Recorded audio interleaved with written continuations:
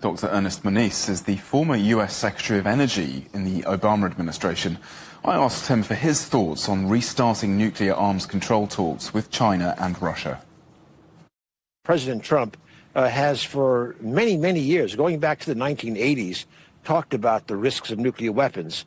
So that's a good start. Now, the idea of reopening talks with Russia and China looks pretty challenging, but it would certainly be interesting. I know we personally, we means the Nuclear Threat Initiative in Washington, D.C., we've started some strategic discussions with China. So maybe they are ready to start those talks, which would be a great breakthrough. With Russia, obviously, it's hard to see those talks going very far until the Ukraine issues are resolved. But I think the president being interested in those talks and opening it up to China and Russia is actually quite encouraging. How would you assess Donald Trump's current energy policy? Obviously, the President Trump has emphasized more production of oil and gas. Frankly, I'm a little bit skeptical that there's much there left to do, and certainly the companies themselves and very importantly the financial sector are very reluctant, frankly, to increase production.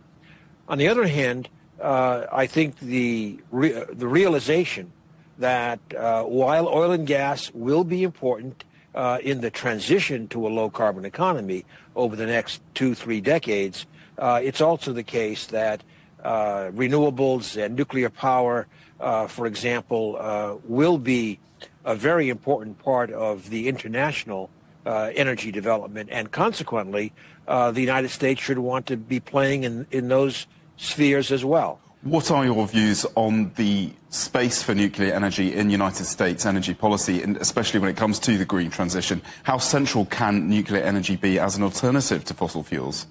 Well, first of all, for nuclear energy to be central to the energy transition, to grid reliability, to meeting the load growth that is being posed by AI and other initiatives like electric vehicles and the like, to meet that and to be meaningful, we'll certainly need at least a doubling of nuclear power by mid-century, if not more.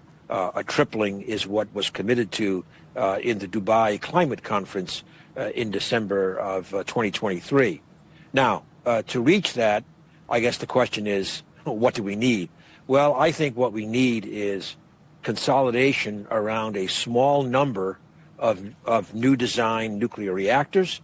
I have no particular preference there. I think the utilities and the customers will decide that, but there has to be, I think, a convergence towards a small number of technologies, and then to a significant aggregation of demand for those technologies, risk sharing with the government, and strong commitment from the financial sector.